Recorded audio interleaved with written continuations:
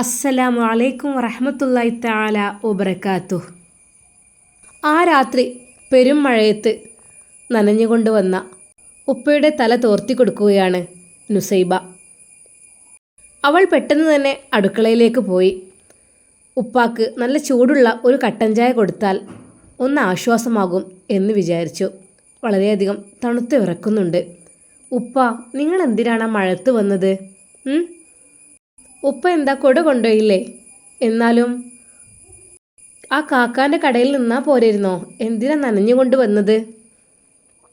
ഉപ്പാക്കൊന്നും മിണ്ടാൻ കഴിയുന്നില്ലായിരുന്നു. നുസൈബയുടെ ഉമ്മ ചോദിച്ചു, ഇക്ക, നിങ്ങൾക്ക് എന്ത് പറ്റി? നല്ല ടെൻഷൻ തോന്നുന്നുണ്ടല്ലോ മുഖത്തൊക്കെ. എന്താണ്? ഉപ്പ തലയാട്ടി ഒന്നുമില്ലെന്ന് പറഞ്ഞുകൊണ്ട്. എന്നാലേ ആ ഡ്രസ്സൊക്കെ ഒന്ന് മാറ്റിയിട്ടോളി, നനഞ്ഞ് കുളിച്ച് അതിലിങ്ങനെ നിൽക്കണോ? അപ്പോഴേക്കും ഉമ്മ ഉപ്പാക്കുള്ള ഡ്രസ്സെല്ലാം കൊണ്ടുകൊടുത്തു. ഉപ്പ ഡ്രസ്സ് മാറി വീണ്ടും അതാ കോലായിൽ വന്നിരിക്കുന്നു. ശൂന്യതയിലേക്ക് കണ്ണു നട്ടുകൊണ്ട് ഉപ്പ ഓരോന്ന് ആലോചിച്ചു കൊണ്ടിരിക്കുകയാണ്.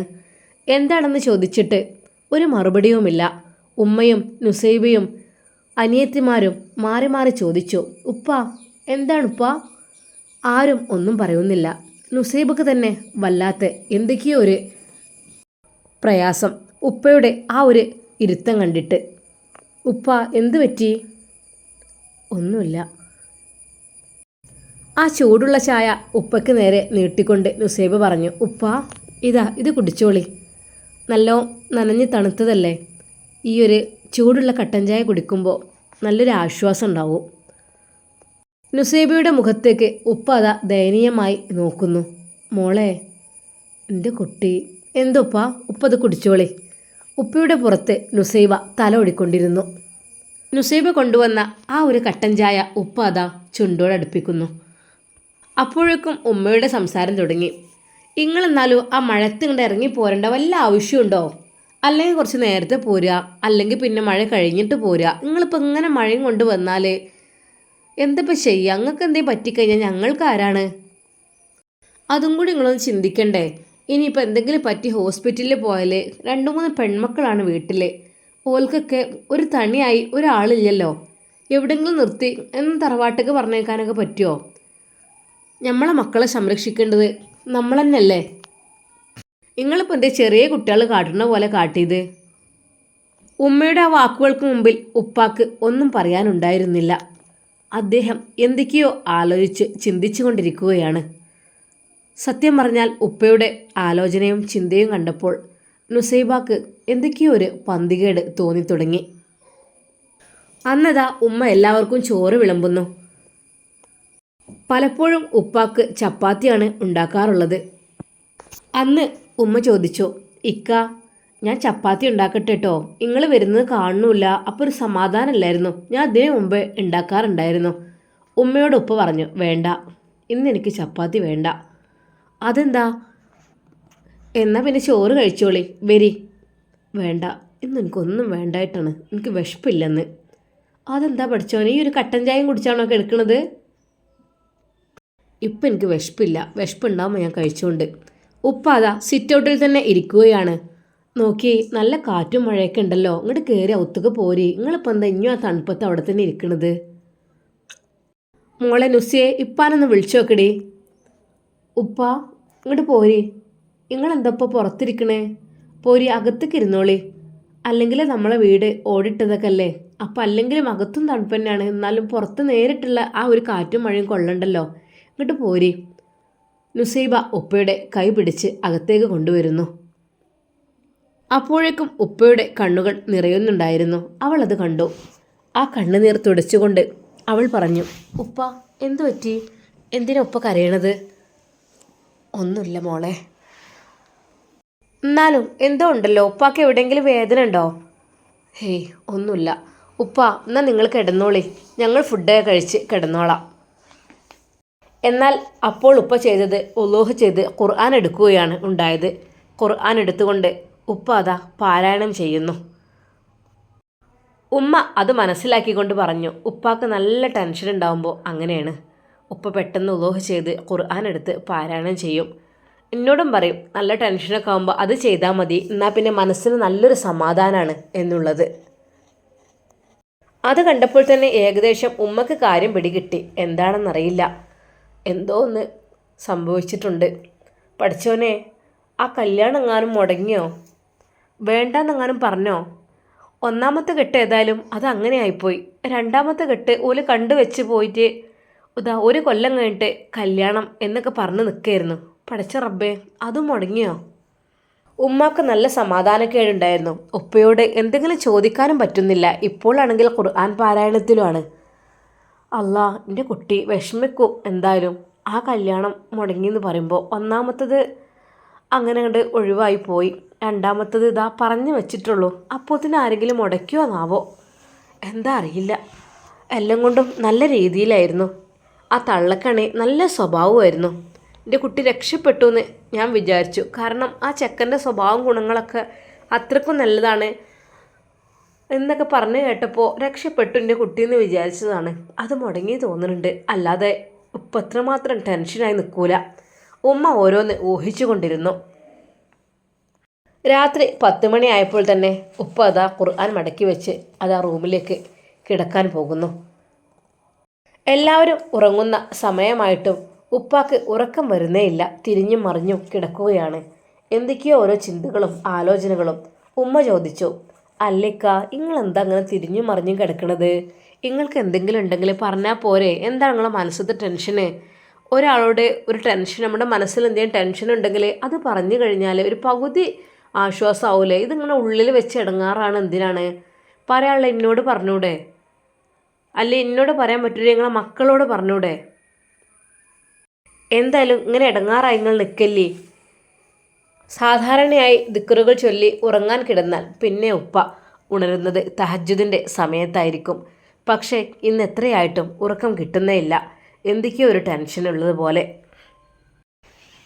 പിറ്റേന്ന് രാവിലെയും പതിവ് പോലെ തന്നെ നുസൈബാദ കോളേജിലേക്ക് പുറപ്പെടുന്നു. സംഭവങ്ങൾ ഒന്നും ഉപ്പ അറിഞ്ഞതായിട്ടും ഒന്നും അവൾ അറിയുന്നില്ല. അവൾ നല്ല രീതിയിൽ തന്നെ മാറ്റിയൊരുങ്ങി കണ്ണിൽ സുറുമ എഴുതി പോവുകയാണ്. ഉമ്മ, ഞാൻ പോട്ടെട്ടോ, അസ്സലാമു അലൈക്കും. ഉപ്പ, ഞാൻ പോകട്ടെ, അസ്സലാമു അലൈക്കും. ഉപ്പ അവളുടെ മുഖത്തേക്ക് നോക്കി. വഅലൈക്കും അസ്സലാം. പക്ഷേ നുസൈബയെ ഉപ്പ ചീത്ത പറയുകയോ ശകാരിക്കുകയോ ഒന്നും ചെയ്തില്ല. സലാം മടക്കി, അതുമാത്രം. എന്താണെന്നറിയില്ല, ഉപ്പയുടെ മനസ്സിൽ ഇന്നലെ തുടങ്ങിയതാണ് ഒരു മൂകത, ഒരു മ്ലാനത. നുസൈബ വിചാരിച്ചു. അവളതാ ബസ്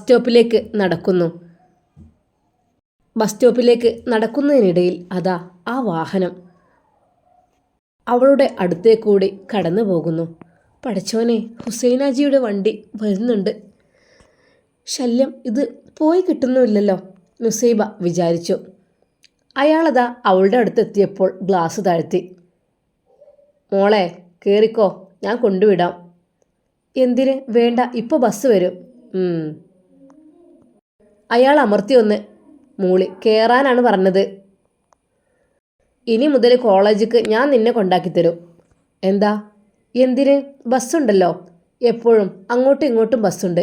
പിന്നെ ഇപ്പോൾ ഈ വണ്ടിയിൽ കയറേണ്ട ആവശ്യം എനിക്കില്ലല്ലോ, നുസൈബ ധൈര്യത്തോടു കൂടി പറയുകയാണ്. നിങ്ങൾ എന്തിനെന്നെ ശല്യം ചെയ്യുന്നത് എപ്പോഴും ഇങ്ങനെ? പെണ്ണെ, നാവടക്കി വെച്ചോട്ടോ. എന്നെക്കുറിച്ചുള്ളതൊക്കെ ഇവിടെ അറിഞ്ഞിക്കണ്. എൻ്റെ ഉദ്ദേശം എന്താണെന്ന് ഇപ്പം അറിയണം. ആയം തന്നെ അതിന് നിൽക്കണ്ട, വേണ്ടാത്ത പ്രവൃത്തിക്ക്.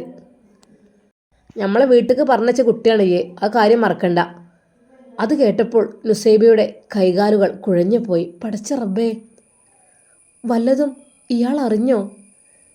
എന്തെന്നോട് ഇങ്ങനെയൊക്കെ സംസാരിക്കുന്നത്? അവൾക്ക് അവളുടെ വായിൽ വെള്ളം വറ്റിയ പോലെ തോന്നി. ഒരക്ഷരം അവൾക്ക് പിന്നീട് മിണ്ടാൻ കഴിഞ്ഞില്ല. അവളുടെ ആ ധൈര്യമെല്ലാം ചോർന്നു പോയതുപോലെ. എന്തൊക്കെയോ സംഭവിച്ചിരിക്കുന്നു, എന്തൊക്കെയോ ആരൊക്കെയോ പറഞ്ഞു കൊടുത്തിരിക്കുന്നു. എൻ്റെ ഉപ്പയുടെ ഷോക്കും അതായിരിക്കും. ഇപ്പോഴിതാ ഇയാൾ നേരിട്ട് വന്ന് എന്നോട്. അല്ലെങ്കിലും ഇയാളെ വീട്ടിലേക്ക് ഞാൻ എങ്ങനെ പോയി നിൽക്കാനാ? ഇത്രക്ക് സ്വഭാവമുള്ള? ഹേയ്, അതൊരിക്കലുമില്ല. എന്താടി, എൻ്റെ നാവ് ഇറങ്ങിപ്പോയോ? ചിലക്കാതെ വണ്ടി കയറിക്കോ, വേണമെങ്കിൽ കൊണ്ടുവിട്ട് തരാം, കൊണ്ടുവരികയും ചെയ്യാം. ഞാൻ അതിൻ്റെ അപ്പുറത്തൊക്കെ ഒരു ബസ് യാത്രയും വേണ്ട, ഒന്നും വേണ്ട. എനിക്ക് എൻ്റെ പഠനമല്ലേ വേണ്ടത്, ആ പഠിക്കുന്ന സ്ഥലത്ത് കണ്ട് എത്തിച്ചു തരും, ഇങ്ങോട്ട് കൊണ്ടുവരും, കയറ് വണ്ടിയിൽ. ഹുസൈനാജി അതാ ആജ്ഞാപിക്കുന്നു. അയാൾ വാഹനം നിർത്തി നുസൈബയോട് ഓരോന്ന് പറയുന്നതിനിടയിൽ അതാ നുസൈബയുടെ ഉപ്പ നടന്നു വരുന്നു. എന്താപ്പോ ഹുസൈനാജിൻ്റെ വണ്ടി ഉള്ളപ്പോൾ എൻ്റെ കുട്ടിയുണ്ടല്ലോ അപ്പുറത്ത്, എന്താപ്പത്? നുസൈബയുടെ ഉപ്പ അതാ ഓടിക്കിതച്ചു വരുന്നു. എന്താണ് ഇവിടെ? ഉപ്പ, എന്നോട് ഇയാൾ വണ്ടിയിൽ കയറാൻ പറയുന്നു. അന്നും അങ്ങനെ തന്നെ 1-2 പ്രാവശ്യമായി എനിക്കിതിങ്ങനെ. എന്നോട് വണ്ടിയിൽ കയറിയിട്ട് സ്കൂളിലേക്ക് കൊണ്ടുവിടാമെന്ന് പറയാണ്, തിരിച്ചും ഇങ്ങോട്ട് കൊണ്ടുവരാം ഞാൻ എന്നൊക്കെയാണ് പറയുന്നത്. ഞാൻ കയറൂലപ്പ, അതൊരിക്കലും എനിക്ക് ഹലാലാക്കിയിട്ടില്ലല്ലോ. അവരുടെ മോനെ എൻ്റെ നിക്കാഹ് കഴിച്ചിട്ടൊന്നുമില്ലല്ലോ. നിക്കാഹിനും കല്യാണത്തിനൊക്കെ മുമ്പേ വണ്ടിയിൽ കയറാൻ എന്താ ഇയാളി പറയണത്? എനിക്കത് ശീലമായിട്ടുമില്ല. അനക്ക് ശീലാവില്ലടി, അത് എനിക്കറിയാം എൻ്റെ കാര്യങ്ങളൊക്കെ. അതേ, ഹുസൈനാജിൻ്റെ കണ്ണ് വെട്ടിച്ച് എവിടേക്കും പോകാൻ പറ്റൂല കേട്ടോ, ആദ്യം തന്നെ പറഞ്ഞേക്കാം. തൻ്റെ പൊന്നുമകളോട് അയാളുടെ ആ ആക്രോശം കേട്ട് ഉപ്പ ചോദിച്ച്, എന്താ നിങ്ങളീ പറയണത്? എൻ്റെ കുട്ടിനോട് വണ്ടി കയറാനോ? വീണ് കിടക്കണ മരത്തുമ്മ പാഞ്ഞ് കയറുന്ന് പഴഞ്ചൊല്ല് കേട്ടിട്ടുണ്ട്. പക്ഷേ ലത്തീഫിൻ്റെ മോളെ മേത്ത് അത് പാടില്ല കേട്ടോ. എന്താ, എൻ്റെ കുട്ടീനോട് എന്തും എന്തും കാട്ടാന്നാ? ഹാജര ഒന്നും ഞാൻ നോക്കൂല. വണ്ടി എടുത്ത് പോകണമെങ്കിൽ വേഗം പൊയ്ക്കോളി, അല്ലെങ്കിൽ വേറെ വഴി ഞാൻ നോക്കും. പറഞ്ഞില്ലെന്ന് വേണ്ട. ഉപ്പയുടെ ശക്തമായ ആ ഒരു ശബ്ദം കേട്ടപ്പോൾ അയാൾക്ക് ശരിക്കും ദേഷ്യം പിടിച്ചു. ലത്തീഫേ, ഇജ് കരുതിക്കോ, നമ്മളെ വീട്ടിലുള്ള കുട്ടിയാണത്. ഓൾക്കറ്റ് ഒരു പോറല് പറ്റിയ എന്തെങ്കിലും ചെയ്താൽ ബാക്കി ഞാൻ പറഞ്ഞിട്ടുണ്ട്. അതേ, ഓൾ എൻ്റെ മോളാണ്, ഓൾക്കൊന്നും പറ്റൂല. ഓളെ ഞാൻ സംരക്ഷിക്കും. അതിലിപ്പോൾ നിങ്ങളിപ്പോൾ തന്നെ കോലിട്ട് ഇളക്കേണ്ട ആവശ്യമില്ല. അതിന് സമയമായിട്ടില്ല. അത് സമയമാകുമ്പോഴല്ലേ. ഇപ്പം ഞാൻ എൻ്റെ കുട്ടീനെ ആർക്കും കെട്ടിച്ച് കൊടുത്തിട്ടില്ല. ഓളിപ്പോഴും എൻ്റെ മോള് മാത്രമാണ്. വണ്ടി എടുത്ത് പോകാൻ നോക്കൂടോ, കുട്ടികളെ വഴി തടയാതെ. അപ്പോഴേക്കും അതാ ബസ് വരുന്നു. മോള് ബസ്സിൽ കയറിക്കോ, ഉപ്പ ധൈര്യത്തോടെ പറയുന്നു. ഹുസൈനാജി അവിടെ തന്നെ ദേഷ്യം പിടിച്ചുകൊണ്ട് വണ്ടിയിൽ നിന്ന് ഇറങ്ങി വന്നു. ലത്തീഫേ, ഇജ് കണ്ടിട്ടില്ല, ഒന്നും അറിഞ്ഞിട്ടില്ല, ഒന്നും കേട്ടിട്ടുമില്ല. അറിഞ്ഞതും കണ്ടതൊക്കെ ഞാനാണ്. അതേ, ആദ്യം തന്നെ പറഞ്ഞേക്കാം, തേപ്പിലെ നുള്ളി കൊടുത്തില്ലെങ്കിലേ വിവരം അറിയും. പിന്നെ അല്ലോ പറഞ്ഞിട്ട് കാര്യം ഉണ്ടാവില്ല. ഇപ്പോഴത്തെ പെൺകുട്ടികളാണ്, പഠിപ്പും വിവരവും വിദ്യാഭ്യാസവും ഒക്കെ ഓൽക്ക് ഉണ്ടാവും. പക്ഷെ ചില നേരത്ത് ഓൽക്ക് ബുദ്ധി ഉണ്ടാവില്ല. ലത്തീഫേ, ആ ബുദ്ധി പറ്റേ പോണിന് മുമ്പ് കുട്ടീനെ അടക്കി ഒതുക്കി നിർത്തിയിട്ടില്ലെങ്കിലേ പണി പാളും. പറഞ്ഞില്ലാന്ന് വേണ്ട. ഇജി ഞങ്ങളെ തറവാടിന് പേരുദോഷം ഉണ്ടാക്കരുത്, ഓർത്തോ. തൻ്റെ മകളെക്കുറിച്ച് ആ രീതിയിലുള്ള സംസാരം അദ്ദേഹത്തിൽ നിന്ന് വന്നപ്പോൾ ലത്തീഫിനും ചൂടേറി. അതേ, നിങ്ങളെന്ത് ചെറ്റത്തരി കാണിക്കണത്? സ്കൂൾക്കും കോളേജിക്കും നടന്നു പോണ കുട്ടികളെ വഴിയിൽ വെച്ചിട്ട് വണ്ടി നിർത്തി ഓലോട് കയറാൻ പറയാം. നിങ്ങൾ ചെയ്യുന്നത് ഇത്ര നല്ല പരിപാടിയാണോ? പരമ ചെറ്റത്തരല്ല നിങ്ങൾ ചെയ്യണത്. ഇതിനൊക്കെ കേസ് കൊടുത്താലുണ്ടല്ലോ, നിങ്ങളകത്താണ് കേസാണ്. ഹാജിയരാണെന്നോ മുതലാളിയെന്നോ കോടീശ്വരനെന്നോ അങ്ങനെയൊന്നും നോക്കൂല. ആഹാ, ജിൻ്റെ നേർക്ക് എടുക്കാനായ? ഇത്രയും കാലം എൻ്റെ ഉപ്പും ചോറും തിന്ന് വളർന്ന ഇജു എൻ്റെ കുടുംബവും എന്നോട് 2 വർത്താനം പറഞ്ഞതിന് ജിൻ്റെ നേർക്ക് എടുക്കുക. എൻ്റെ കുട്ടികളെ മേത്ത് ആരെങ്കിലും തൊട്ട് കളിച്ചാലോ, അതല്ല ഓലെക്കുറിച്ച് എന്തെങ്കിലും അനാവശ്യം പറഞ്ഞാലോ എൻ്റെ നാവ് പൊന്തും. ഞാനേ എൻ്റെ കുട്ടികളെ നയിച്ചുണ്ടാക്കി വളർത്തിയതാ, അല്ലാതെ ഓസിക്ക് തിന്നാൻ കിട്ടിയിട്ട് കൊടുത്തതല്ല. നല്ലോണം നയിച്ച് തയമ്പുള്ള കൈയുണ്ട് എനിക്ക്, മനസ്സിലാക്കിക്കോ. അത് ഇന്നും ഞാൻ പണിക്ക് പോകണുണ്ട്. ഓള് പറഞ്ഞല്ലോ 1-2 വട്ടത് ഉണ്ടായിക്കണെന്നുള്ളത്. എന്നിട്ട് ആ കുട്ടി എന്നോട് ഇതുവരെ മുണ്ടിയിട്ടില്ലല്ലോ. ഉപ്പയും ഹുസൈനാജിയും അവിടെ വാക്കുതർക്കമാണ്. അത് കേട്ടപ്പോൾ ഹുസൈനാജിക്ക് തെല്ലൊരു ഭയമായി. അതെ, പെൺകുട്ടികളെ തടഞ്ഞു നിർത്തി വണ്ടിയിൽ കയറ്റാൻ ശ്രമിച്ചു എന്നുള്ളതിൻ്റെ പേരിൽ. ഒരിക്കൽ കൂടി അയാൾ ദേഷ്യം പിടിച്ചുകൊണ്ട് വണ്ടിയിൽ കയറി പറഞ്ഞു, പിന്നെ നോക്കിയും കണ്ടും നടന്നാൽ അനക്കും എൻ്റെ കുടുംബത്തിനും നല്ലത്. അതല്ല, ഞമ്മക്കെതിരായിട്ട് നിങ്ങളെന്തെങ്കിലും പ്രവർത്തിക്കുകയാണെങ്കിൽ അത് അപ്പം കാണാം എന്ന് പറഞ്ഞ് അയാളതാ വണ്ടി സ്പീഡിൽ ഓടിച്ചു പോകുന്നു. അന്ന് നുസൈബ ബസ്സിൽ കയറിയപ്പോൾ അവൾക്കൊരു സമാധാനവുമില്ലായിരുന്നു. പടച്ച റബ്ബേ, ആ ഹുസൈനാജി അയാൾ എന്തൊക്കെയോ ഉപ്പാനോട് പറഞ്ഞിട്ടുണ്ട്. പാവം എൻ്റെ ഉപ്പ അതെല്ലാം കേട്ട് ആകെ തളർന്നിട്ടുണ്ട്. പടച്ചോനെ, എന്തെങ്കിലും ചെയ്യുമോന്നാവോ, ഉപ്പയെ ഉപദ്രവിക്കോ ഒന്നും അറിയുന്നില്ല. അയാളെന്ന് പറഞ്ഞാൽ വളരെയധികം കൈക്കരുത്തുള്ള ആളാണ്. പണം കൊണ്ടെറിഞ്ഞാൽ ഇഷ്ടം പോലെ ഗുണ്ടകൾ വരെ അയാൾക്കുണ്ടാകും. പടച്ച റബ്ബേ, കാത്തു രക്ഷിക്കണേ റബ്ബേ എൻ്റെ പിതാവിനെ. എൻ്റെ ഉപ്പ അയാളോട് എന്തെങ്കിലും എതിരായി സംസാരിച്ചാൽ അതിനുള്ള പക അയാൾ വീട്ടും, അത് ഉറപ്പുണ്ട്. എനിക്ക് പേടിയാകുന്നു. പടച്ചോനെ, എൻ്റെ ഉപ്പയെ നീ കാത്തു രക്ഷിക്കണേ അല്ലാ. അതെ, അന്ന് 2 വട്ടം അയാൾ എന്നോട് അയാളുടെ വാഹനത്തിൽ കയറാൻ ആവശ്യപ്പെട്ടിട്ടുണ്ട്. സ്കൂളിലേക്ക് കൊണ്ടുവിടാമെന്ന് പറഞ്ഞിട്ടുണ്ട്. പക്ഷേ അതിനൊന്നും ഞാൻ നിന്നിട്ടില്ല. അന്നേ അയാൾക്ക് ദേഷ്യമുണ്ട്. ഇപ്പോൾ ഇതെന്തൊക്കെയോ ആരൊക്കെയോ എന്തൊക്കെയോ പറഞ്ഞു കൊടുത്തിട്ടുണ്ട് എന്ന് മനസ്സിലായി. നുസൈബക്ക് ആകെ ഭയമായി. അവളുടെ ഹൃദയം കൂടുതൽ ഇടിക്കാൻ തുടങ്ങി. പടച്ചോനെ, ഷമ്മാസിനെ കുറിച്ച് അത് അയാൾ എന്തെങ്കിലും അറിഞ്ഞോ? ഒന്നും ഞാൻ ചെയ്തിട്ടില്ലല്ലോ, തെറ്റായിട്ടൊന്നും. ശരിയാണ്, അവൻ തന്ന ആ ഗിഫ്റ്റ് വാങ്ങി, അതുതന്നെ. അല്ലാതെ അവനൊന്ന് കാറിൽ കൊണ്ടുവിടാ എന്നൊക്കെ പറഞ്ഞിട്ട് പോലും അതിൽ കയറിയിട്ടില്ല. എന്നെ ഒന്ന് കാണണമെന്ന് പറഞ്ഞു, മുഖമൊന്ന് കാണിച്ചു കൊടുത്തു. അത്ര മാത്രമേ തെറ്റായിട്ട് ചെയ്തിട്ടുള്ളൂ. വേറൊന്നും ഞാൻ ചെയ്തിട്ടുമില്ല, പറഞ്ഞിട്ടുമില്ല. ഓരോരുത്തർ എത്രയോ തെറ്റുകൾ ചെയ്യുന്നു. ഞങ്ങളെ ക്യാമ്പസിൽ തന്നെ ആണുങ്ങളും പെണ്ണുങ്ങളൊക്കെ ഒരുമിച്ചിരുന്ന്. പക്ഷേ അങ്ങനെ പോലും ഞാനൊന്നും ചെയ്തിട്ടില്ല. എന്നാലും ഷമ്മാസിൻ്റെ കാര്യം അത് എങ്ങനെ അയാൾ അറിഞ്ഞു എനിക്കറിയുന്നില്ല. പാവം എൻ്റെ ഉപ്പ. നുസൈബ അതാ ബസ് ഇറങ്ങുന്നു. ബസ് ഇറങ്ങിയ ഉടനെ അവൾ അന്ന് നോക്കിയത് നേരെ മൊബൈൽ ഷോപ്പിലേക്കല്ല. അവൾ ഫോൺ എടുത്ത് ഉമ്മാക്ക് വിളിക്കുന്നു. ഉമ്മ, മോളെ എന്താ ഈ സമയത്ത്? എന്തു പറ്റി? ബസ് കിട്ടിയില്ലേ? ഉമ്മ, ഉപ്പ എവിടെ? മോളെ, ഉപ്പ അങ്ങോട്ട് വന്നിട്ടില്ലല്ലോ. ഉപ്പ രാവിലെ അങ്ങോട്ട് നിൻ്റെ പിന്നാലെയായിട്ട് അങ്ങോട്ട് ഇറങ്ങിയതാണ്. പടച്ച റബ്ബേ. ഉമ്മ, ഉപ്പ ഫോണ് കൊണ്ടുപോയിട്ടുണ്ടോ? ഫോണ് ഇല്ല മോളെ, ഫോൺ ഇതെവിടെ വെച്ച് പോയിക്കുകയാണ്. നുസൈബക്ക് ആകെ ടെൻഷനായി. അവൾക്ക് തല കറങ്ങുന്നത് പോലെ തോന്നി. പടച്ചോനെ, എൻ്റെ ഉപ്പാക്ക് വല്ലതും പറ്റുമോ? ഹിജാബി അവിടെ നിന്ന് ഫോൺ ചെയ്യുന്നത് കണ്ട ഷമ്മാസദ ഷോപ്പിൽ നിന്ന് ഇറങ്ങി വരുന്നു. ഹിജാബി, എന്തു പറ്റി? എന്തെന്ന് അർജൻറ്റായിട്ട് ഫോൺ ചെയ്യുന്നു? കണ്ണുകളൊക്കെ നിറഞ്ഞിരിക്കുന്നു. എന്തു പറ്റി? ഷമ്മാസിന് അത് സഹിക്കാൻ കഴിയുന്നില്ലായിരുന്നു. ഷമ്മാസ്, ഒന്നുമില്ല. എന്നാലും പറയൂ. ഷമ്മാസ്, പോയിക്കോ, അല്ലെങ്കിൽ പ്രശ്നമായിക്കണ്. ഇനിയിപ്പോൾ നീ എന്നോട് സംസാരിച്ചു എന്നതിൻ്റെ പേരിൽ വലിയ പ്രശ്നമാവും. ഹിജാബി, എന്തു പറ്റി? ഞാനതിന് സംസാരിച്ചത് മറ്റൊന്നുമല്ലല്ലോ. നിന്നെ എനിക്ക് വിവാഹം കഴിക്കണം എന്നുള്ള ഉദ്ദേശത്തോടു കൂടിയല്ലേ. ഷമ്മാസിനും ആകെ ടെൻഷനാവുകയാണ്. ഞാൻ പോട്ടെ ഷമ്മാസ്. അവളതാ ക്യാമ്പസിലേക്ക് കടക്കുന്നു. ഷിഫയെ കാണുന്നു. ഷിഫ, എന്താടി? ഷിഫ, എടി ആകെ പ്രശ്നമായെന്ന് തോന്നുന്നു. എന്ത്? അതല്ലേ, നമ്മൾ ഷമ്മാസിനോടുള്ള ആ ഒരു ബന്ധം അത് ആരൊക്കെ അറിഞ്ഞിട്ടുണ്ട്.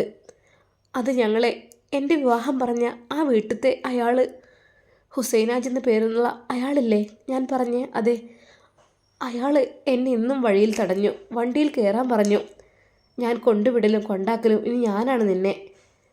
ഞങ്ങളെ വീട്ടിലേക്കുള്ള പെണ്ണാണ് നീയെ എന്നൊക്കെ ഒരുപാട് കാര്യങ്ങൾ പറഞ്ഞപ്പോഴേക്കും എൻ്റെ ഉപ്പ വന്നു. ആ ഒരു രംഗം എൻ്റെ ഉപ്പ കണ്ട് ഉപ്പ അയാളോട് നല്ല രീതിയിൽ ചൂടായി. അപ്പോഴേക്കും ബസ് വന്നപ്പോൾ എന്നോട് ഉപ്പ കയറി പോകാൻ പറഞ്ഞു.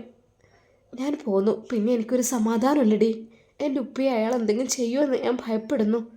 അയാളെന്ന് പറഞ്ഞാൽ ഒരുപാട് പണവും ആളുകളും ഉള്ള ആളാണ്. ഇഷ്ടം പോലെ അയാൾക്ക് പണം കൊടുത്താൽ ആളെ കിട്ടും. സത്യം പറഞ്ഞാൽ എനിക്ക് പേടിയാകുന്നടി, സത്യമായിട്ടും. നുസൈബ, എടി പെണ്ണേ, നീ സമാധാനപ്പെട്. ഹേയ്, ഒന്നും ഉണ്ടാവില്ല. ഹേയ്, അങ്ങനെയൊന്നും ഒരാളെ കാട്ടാൻ പറ്റൂലല്ലോ, ഒന്നും ചെയ്യാൻ പറ്റൂലല്ലോ. അതെങ്ങനെ? എന്തൊക്കെ തന്നെയായാലും കേസ് അയാളുടെ ഭാഗത്ത് തന്നെ ആയിരിക്കും.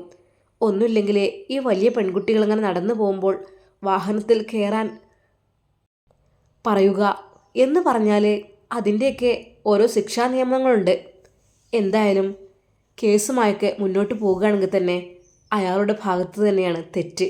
ഒരിക്കലും ഒരു പെണ്ണിനോട് അങ്ങനെ വാഹനത്തിൽ കയറാൻ നിർബന്ധിക്കാൻ പാടില്ല.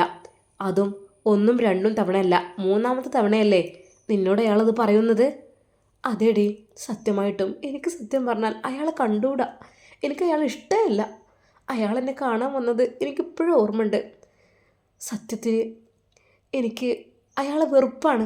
അയാളുടെ മകൻക്ക് വേണ്ടി എന്ന് പറഞ്ഞൊക്കെയാണ് വന്നത്.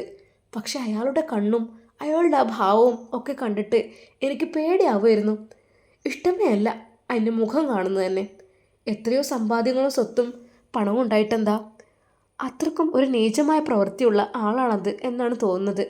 അല്ലെങ്കിൽ ഏതെങ്കിലും പെൺകുട്ടികൾ നടന്നു പോകുമ്പോൾ വണ്ടിയിൽ കയറാൻ പറയുമോ? ദുഷ്ടൻ. ഒരിക്കലും ഞാൻ അയാളുടെ വീട്ടിലേക്ക് പോവില്ല, എന്തൊക്കെ തന്നെയായാലും. എടി, നീ ഷമ്മാസിനെ കണ്ടോ? അതേടി, ഞാൻ കണ്ടു. ഞാൻ ഫോൺ ചെയ്യുന്നതിനിടയിൽ എൻ്റെ അടുത്തേക്ക് ഓടി വന്നു, എന്ത് പറ്റി എന്ന് പറഞ്ഞിട്ട്. പാവം, എന്ത് വിചാരിച്ചോ ആവോ. എന്നും ഓരോ വിഷമങ്ങളും ദുഃഖങ്ങളും കൊടുക്കാനേ എനിക്ക് പറ്റുള്ളൂ. നീ ഒന്ന് പറഞ്ഞ് മനസ്സിലാക്കി കൊടുക്കണം കാര്യങ്ങളൊക്കെ കേട്ടോ. എനിക്ക് സത്യം പറഞ്ഞാൽ എനിക്ക് എൻ്റെ ഉപ്പയെ വിചാരിച്ചിട്ട് പേടി തോന്നുകയാണ്. അയാൾ ഒന്നിനും മടിക്കാത്തതാണ്. അയാൾക്ക് ഇഷ്ടപ്പെട്ടത് നേടിയെടുക്കാൻ അയാൾ എന്തും ചെയ്യും. അത്രക്കും ഒരു ദുഷ്ടനാണ് അയാൾ, സത്യമായിട്ടോ. അന്ന് ഉപ്പ നേരെ പോയത് അതാ തൻ്റെ സ്നേഹിതൻ്റെ ആ കടയിലേക്കായിരുന്നു. ആ ലത്തീഫേ, ഇജ് വന്നോ? ഇന്നലെ ഇജ പെരും മഴത്തണ്ട് ഇറങ്ങിപ്പോയിട്ട് എനിക്കൊരു സമാധാനമില്ലായിരുന്നു. അല്ലെങ്കിലും എന്തിനാ ആ പോക്ക് നീ പോയത്? ഒരു കുട ഞാൻ തരൂലേ? ഞാൻ കുട തന്നപ്പോൾ പോലും ഈ അത് വാങ്ങാതെ അങ്ങോട്ട് പെരും മഴത്ത് ഇറങ്ങിപ്പോയപ്പോൾ എൻ്റെ ഹൃദയം പൊട്ടിപ്പോയടാ. എന്തേനു അറിയാം, എനിക്കറിയാം. നമ്മളെ പെൺകുട്ടികളെ കുറിച്ച് അങ്ങനെ എന്തെങ്കിലും ഒരു മോശം വാർത്തകളൊക്കെ കേട്ടാൽ നമ്മളെ ഹൃദയം പൊട്ടുന്നത് എനിക്ക് നന്നായി അറിയാം. ശരിയാണ്, എൻ്റെ പോലത്തെ ഒരു ബാപ്പന്നല്ലേ ഞാനും. എന്നിട്ട് ഇജ്ജ് കുട്ടീനെ തല്ലിയോ? കുട്ടീനോട് എന്തെങ്കിലും പറഞ്ഞോ? വേണ്ടട്ടോ, പാവം കുട്ടിയാണ്. അവൾ അങ്ങനെയൊന്നും ചെയ്യില്ല, എനിക്കും അവളറിയാലോ. എന്താണ് ഇജ്ജ് പറയണത്? എൻ്റെ കുട്ടീനെ ഞാൻ അടിക്കേ? ഒരു കാര്യമില്ലാതെ. ഹേയ്, ഞാനൊന്നും ഇന്നലെയും കാണൽ തുടങ്ങിയതല്ല എൻ്റെ കുട്ടീനെ.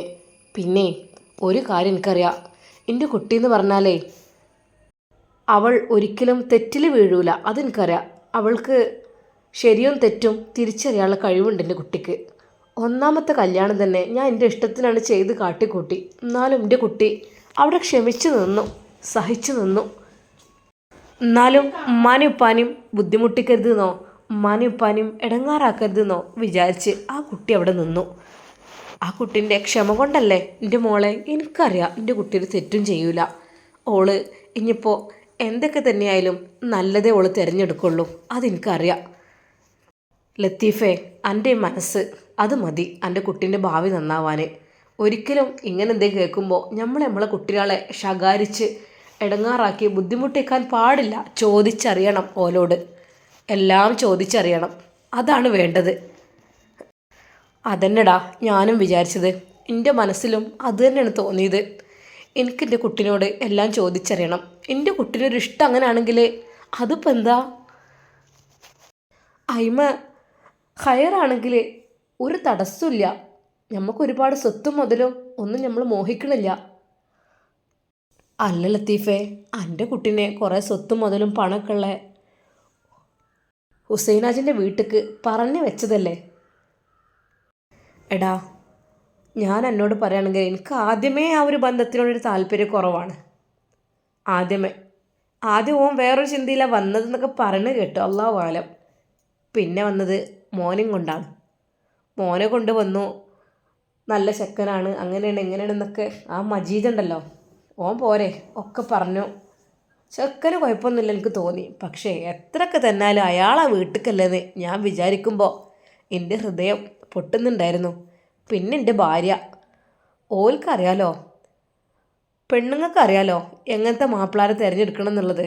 കാരണം പാവപ്പെട്ട പൈസ ഇല്ലാത്ത ആൾക്കാരാണെങ്കിൽ ഓല കൂടെയുള്ള ജീവിതം അങ്ങനെ ആയിരിക്കും. കുറേ ആഡംബരവും കാര്യങ്ങളും അതൊന്നും ഉണ്ടാവില്ല. ഉള്ളതുകൊണ്ട് നല്ല രീതിയിൽ ജീവിക്കാം. എന്നാലും പെണ്ണുങ്ങൾക്ക് ഒരു സ്വപ്നങ്ങൾ ഉണ്ടാവും. വീടൊന്ന് വലുതാക്കണം, വീട്ടിൽ നല്ല മാർബിളും ടൈൽസും ഇടണം, എല്ലാ സൗകര്യങ്ങളും വേണം, അത് വേണം ഇത് വേണം. അതൊക്കെ പൈസ ഉള്ള ആണുങ്ങൾക്കല്ലേ അതൊക്കെ ചെയ്ത് കൊടുക്കാൻ പറ്റുള്ളൂ. പൈസ ഇല്ലാത്ത ആണുങ്ങൾക്ക് എന്തെങ്കിലും കഴിയോ? ഇല്ല, ഒന്നും കഴിയൂല. അപ്പം പിന്നെ നമ്മളെ പെണ്ണുങ്ങളെ മനസ്സിലൊരു ആഗ്രഹം ഉണ്ടാവും, എൻ്റെ കുട്ടി കുറച്ച് പൈസ ഉള്ളിടത്തേക്ക് എത്തിക്കോട്ടെ, ഓളുടെ ആഗ്രഹങ്ങളും സ്വപ്നങ്ങളൊക്കെ നിറവേറട്ടെ എന്ന്. ആ ആഗ്രഹം കൊണ്ട് എൻ്റെ പെണ്ണുങ്ങൾ പറഞ്ഞു, അത് മതി, ചെക്കൻ നല്ലതാണല്ലോ, തന്തനെ നോക്കണ്ട, ചെക്കൻ്റെ ഇപ്പോൾ ഓള് ഗൾഫൊക്കെ ആയിട്ട് പോയിക്കോളും. ഓലെ ഉമ്മയും പറഞ്ഞു, ഉമ്മയും നല്ലൊരു പമ്പറന്നോള്. അങ്ങനെ അങ്ങോട്ട് ഉറപ്പിച്ചതാണ് ഞാൻ. ഓളെ മനസ്സിലിഷ്ടോ കാര്യങ്ങളോ അതൊന്നും ചോദിച്ചിട്ടില്ല. പാവൻ്റെ കുട്ടിക്ക് ഇഷ്ടമില്ല. പിന്നെ ചെറുക്കൻ കാണാനും വന്നിട്ടില്ല കേട്ടോ. അമ്മായിമ്മ വന്നൊന്ന് കണ്ടുപോയിക്കാണ്. ഇനി ഒരു കൊല്ലം കഴിഞ്ഞിട്ട് എന്നൊക്കെ പറഞ്ഞതാണ്. പക്ഷേ എന്നോട് എനിക്ക് കുറച്ച് കാര്യങ്ങൾ പറയാനുണ്ട്. ഹുസൈനാജി എന്ന അയാളുണ്ടല്ലോ, എൻ്റെ കുട്ടീൻ്റെ വല്യപ്പാൻ്റെ പ്രായമാണ് അയാൾക്ക്. അയാൾ എൻ്റെ കുട്ടീനോട് ഇന്നും പറഞ്ഞു, എൻ്റെ വണ്ടിയിൽ കയറിക്കോ, ഞാൻ കൊണ്ടാക്കി തരാം. എന്ത് വർത്താനാണ്, എന്താ ലത്തീഫ ഞാനീ കേൾക്കണത്? നിക്കാഹും കല്യാണം കഴിയുന്നതിന് മുമ്പ് വണ്ടി കയറി പറഞ്ഞേക്കേ, എന്താണ് ജി പറയണത്? ഇല്ലടാ, അതെ, ആ നേരത്തെ ഞാൻ അങ്ങോട്ട് എത്തി, കയറാനും വണ്ടി കയറാനും കൊണ്ടുവിടാനും ഓളോട് എന്തോ പറയാണ്. ഞാൻ കണക്കിനാണ്ട് പറഞ്ഞെടുത്തു, വഴി വെച്ച് പെൺകുട്ടികളെ വണ്ടി കയറ്റി കൊണ്ടുപോകല്ലേ, അത് കേസ് കൊടുത്താൽ ഇജ്ജ് പെടുട്ടോന്ന് ഞാൻ പറഞ്ഞിക്കണ്. ഓന് അത്ര ദേഷ്യത്തിലാണ് എന്നോട്. ഓലെ തറവാട്ടുകാരെ മാനം കളയരുതെന്നും പറഞ്ഞ് ഒരു പോക്കാണ് പോയതാണ്. എന്തിനെ? നമ്മളെ കുട്ടികളാണ് പറഞ്ഞയച്ചെങ്കിലല്ലേ. നയിച്ചുണ്ടാക്കിയ കയ്യാണിത്, കണ്ടില്ലേ? കയ്യുമ്പോൾ തയമ്പുണ്ടെന്ന് ഞാൻ അവനക്ക് കാണിച്ചെടുത്തു. അവനാൻ്റെ പെൺകുട്ടികളെ നേരെ എന്തെങ്കിലും അനാവശ്യം പറയുക എന്തെങ്കിലും ചെയ്താലേ വെച്ചക്കൂല ഞാൻ. ഓനോട് കണക്കിനാണ് പറഞ്ഞെടുത്തു. അത് നന്നായി ലത്തീഫേ. നമ്മളെ പെൺകുട്ടികളുടെ കാര്യത്തിന് നമ്മൾ തന്നെ ഉണ്ടാവുള്ളൂ. ഓലൊക്കെ ഓല ഇഷ്ടത്തിന് എന്തെങ്കിലുമൊക്കെ പറഞ്ഞു പോകേണ്ടി വിചാരിച്ചാണ്ട് അത് നന്നായി പറഞ്ഞത്.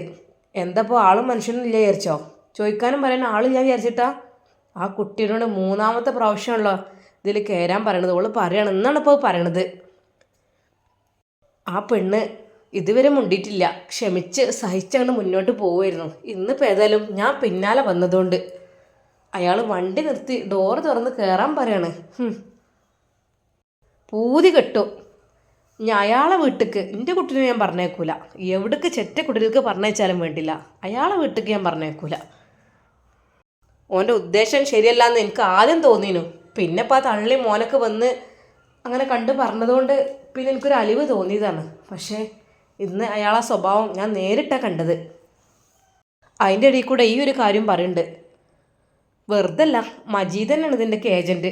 മജീദ് ഓരോന്ന് പറഞ്ഞ് അയാൾക്ക് പറഞ്ഞെടുത്ത് നിങ്ങൾക്ക് പറഞ്ഞെന്ന് ഈ നാടൊട്ടുക്ക് പരുത്തോ എന്നുള്ളതാണ്.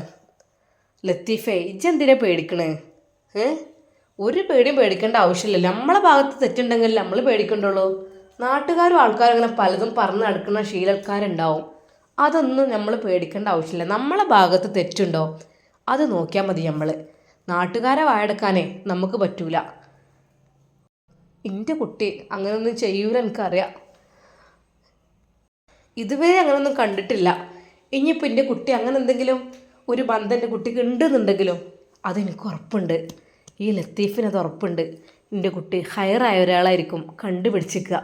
അല്ലാതെ ഒരിക്കലും എങ്ങനെയെങ്കിലും തോന്നിയാസം നടക്കുന്ന ആൾക്കാരെ, അല്ലെങ്കിൽ എന്തെങ്കിലും കച്ചറ കാട്ടി നടക്കുന്ന ആൾക്കാരെ എൻ്റെ കുട്ടി കണ്ടുപിടിക്കൂല. ഓൾക്കറിയാം എങ്ങനെയുള്ള ആൾക്കാരാണ് നല്ലതെന്നുള്ളത്. ഒരു ജീവിതം ഓൾക്ക് പഠിഞ്ഞതല്ലേ. 8 മാസം ഒരു പുതിയാപ്പളിൻ്റെ അടുത്ത് ഒന്നുമില്ലാതെ ഓൻ്റെ ചീത്തയും വാക്കും കേട്ട് അവിടെ ക്ഷമിച്ചു നിന്നു. 8 മാസം കൊണ്ട് എൻ്റെ കുട്ടി പഠിച്ചു എങ്ങനെയുള്ള ആൾക്കാരാണ് ഭർത്താക്കന്മാരാക്കാം നല്ലതെന്നുള്ളത്. ആ ഒരു അറിവിൽ എൻ്റെ കുട്ടിക്ക് ബുദ്ധിയുണ്ട്. ആ ബുദ്ധിക്കനുസരിച്ച് എൻ്റെ പെണ്ണ് കണ്ടുപിടിച്ചുള്ളൂ. അങ്ങനെയാണെങ്കിൽ തന്നെ ലത്തീഫേ, അത് പറഞ്ഞത് ശരി തന്നെയാണ്. ഒന്നനുഭവിക്കുമ്പോൾ കുട്ടികൾക്ക് മനസ്സിലാവും അങ്ങനെ ഇങ്ങനെയുള്ള ചെക്കന്മാരെ കിട്ടിയിട്ട് കാര്യമില്ല, ജീവിതം നന്നാവില്ല എന്നുള്ളത്. ഇൻഷാ അല്ലാഹ് ഹയറായ ചെക്കന്മാർ തന്നെ ഓൾക്ക് കിട്ടട്ടെ. അല്ലാതെ അങ്ങനെ ഇങ്ങനെയും കുറേ സ്വത്തും മുതലും പണവും കുറേ വാഹനം ഉണ്ടെന്ന് കരുതികൊണ്ട് മനസ്സമാധാനം ഉണ്ടാവില്ലല്ലോ. എന്തായാലും പഠിച്ചോ ഹയറാക്കട്ടെ. പിന്നെ എന്നോട് പറയാൻ പഠിച്ചവനാണ് സത്യം. എൻ്റെ മനസ്സിൽ ആ ഹുസൈനാജിൻ്റെ വീട്ടിലേക്കുള്ള ഒരു ബന്ധത്തിനോട് ഒരു താല്പര്യമേ ഇല്ലായിരുന്നു. വെറുതെ ഒന്ന് ഞാൻ അങ്ങോട്ട് മൂളിയെന്നേ ഉള്ളൂ. അതിൻ്റെ പെണ്ണുങ്ങളൊരു സന്തോഷത്തിന്. ഓൾക്കറിയില്ലല്ലോ ഇപ്പോൾ ഇത് സംഭവങ്ങളൊന്നും. ഓൾക്കിപ്പോൾ എന്താ കുറേ സ്വത്തുണ്ട്, മുതലുണ്ട്, പൈസ ഉണ്ട്, പണിയുണ്ട്, ചെക്കനെ കൊണ്ടുപോകും എന്ന് പറഞ്ഞപ്പോൾ തന്നെ ഓൾക്ക് സമ്മതമായി. കാരണം ഓല് വിചാരിക്കുന്നത് പെൺകുട്ടികളെ സുഖമാണ്, പെൺകുട്ടികളെ സുഖമായി ജീവിക്കണം, അതാണ് ഉമ്മാരെ വിചാരിക്കുക. ഒരു ബുദ്ധിമുട്ടിലോ ആവരുത് എന്നുള്ളത്. അതിനിപ്പോൾ പെരയിൽ ഇങ്ങനത്തെ ഒരു സാധനം പോരെ കുട്ടികളെ പേപ്പിക്കാൻ വേണ്ടിയിട്ട്. ഇന്നിപ്പോൾ ഞാൻ എൻ്റെ കണ്ണുകൊണ്ട് കണ്ടപ്പോഴാണ് എനിക്ക് അതിമേലൊരു വെറുപ്പ് തോന്നിയത്. സത്യം. നുസൈബയുടെ ഉപ്പയുടെ കണ്ണുകൾ നിറഞ്ഞൊഴുകി. അയാൾ കണ്ണീർ തുടച്ചുകൊണ്ട് അവിടെ ഇരിക്കുന്നു. ഹേയ് ഇജ്ജ് കരയല്ലടാ, എന്തിനാ കരയണത്? നമുക്ക് നല്ല നന്മയും തിന്മയും തിരിച്ചറിയാനുള്ള കുട്ടികളുണ്ടെങ്കിൽ പിന്നെ നമ്മളെന്തിനാ പേടിക്കണ്? ചിലേറ്റങ്ങളുണ്ടാവും ആരെ ഒപ്പം പോണോലും, അങ്ങനെയാണ് അങ്ങനെയൊക്കെ. പക്ഷേ ഇതങ്ങനെ ഒന്നല്ലല്ലോ. എന്തായാലും നമുക്ക് അന്വേഷിച്ച് കണ്ടെത്തിയിട്ട് ഇൻഷാ അല്ലാ നമുക്ക് അവനൊരു നടപടി എടുക്കാം. ഹയറാണെങ്കിലും ഷെറാണെങ്കിലും. ഇനിയിപ്പോൾ കുട്ടീൻ്റെ ഭാഗത്ത് തെറ്റ് പറ്റി ഷെറായ അല്ലെങ്കിൽ നമുക്ക് പറ്റാത്ത സൈസാണ് ആണെങ്കിൽ ഒന്ന് ചെന്ന് ഉപദേശിച്ച് കൊടുത്താൽ മതി. ഓള് പറഞ്ഞാൽ കേൾക്കുന്ന കുട്ടിയാണ്. ഓളൊരിക്കലും നിങ്ങളോട് എതിര് പറയില്ലല്ലോ. അതുകൊണ്ട് നമുക്ക് നോക്കാം. ഇജ്ജ് ബേജാറല്ലേ, ടെൻഷനാല്ലേ? തൻ്റെ മകളുടെ അവസ്ഥയോർത്ത് അതാ നുസൈബയുടെ ഉപ്പ കരയുകയാണ്. അയാളുടെ ഹൃദയം പൊട്ടുകയാണ്. തൻ്റെ കൂട്ടുകാരൻ്റെ ആ ഒരു വാക്ക് അയാൾക്ക് ആശ്വാസം പകരുകയാണ്. ഈ വിഷമിക്കണ്ട, നമുക്ക് എങ്ങനെയെങ്കിലൊക്കെ ഒന്ന് നല്ലത് കണ്ടുപിടിച്ച് നോക്കാം, നമുക്ക് അന്വേഷിക്കാം. അതിൽ ഇജ്ജ് വിഷമിക്കേണ്ട ഒരു ആവശ്യമില്ല. അപ്പോഴേക്കും നുസൈബയുടെ ഉപ്പയുടെ സ്നേഹിതനെന്താ ഒരു ചായ എടുക്കുന്നു. എന്നാ ലത്തീഫേ, ഇത് ഒരു 1/2 ഗ്ലാസ് ആണ് കുടിച്ചോ സ്ട്രോങ്ങിൽ. എനിക്ക് എൻ്റെ മനസ്സൊന്ന് റെഡി ആവട്ടെ.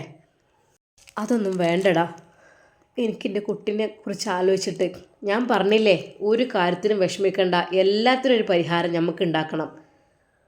ലത്തീഫിൻ്റെ മോള് ഒരു കെണിയിലും ചാടൂലാന്ന് എനിക്ക് 100% ഗ്യാരണ്ടി പറയാണ്ട്. കാരണം ആ കുട്ടീനെ നടപ്പ് അങ്ങനെയാണ്. അതുകൊണ്ട് ഒരു പേടിയും പേടിക്കണ്ട, എൻ്റെ കുട്ടി ഒന്നിലും പെട്ടിട്ടില്ല, നോക്കിക്കോ.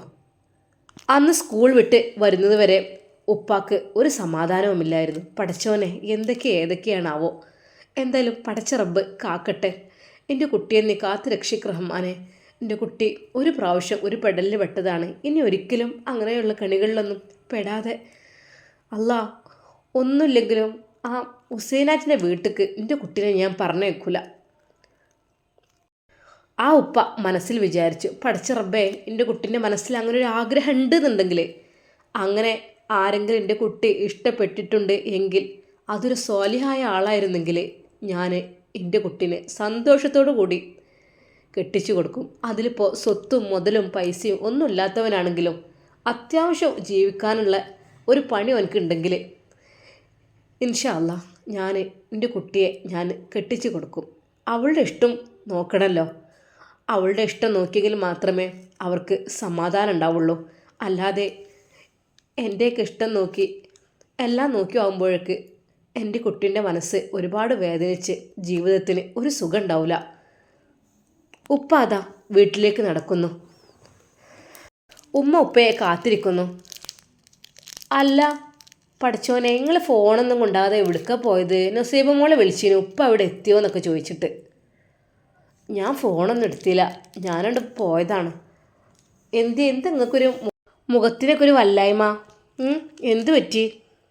ഒന്നുമില്ല, നമ്മളെ കുട്ടീൻ്റെ കല്യാണം വേഗം ഉണ്ടാക്കണം, അതാണ് ഞാനിപ്പോൾ ആഗ്രഹിക്കുന്നത്. പഠിച്ചോനെ, ഒരു കൊല്ലത്തിന് വേണ്ടി അവർ കാത്തു നിൽക്കാമെന്ന് പറഞ്ഞല്ലേ, നിങ്ങൾ ചെയ്യണത് ശരിയാണോ? അപ്പോൾ ഇതിന് കല്യാണം ഉണ്ടാക്കുക എന്നുള്ളത് അതൊന്നുമല്ല, വേഗം കെട്ടിച്ച് വിടുക, അതായിരിക്കും നല്ലത്. എന്നിട്ട് പിന്നെ ഓരോ ഇഷ്ടം പോലെയൊക്കെ പഠിച്ചോട്ടെ. പഠിച്ചോനെ, നിങ്ങൾ ആരായിട്ടാണ് ഇപ്പോൾ കെട്ടിക്കാൻ വിചാരിക്കണത്?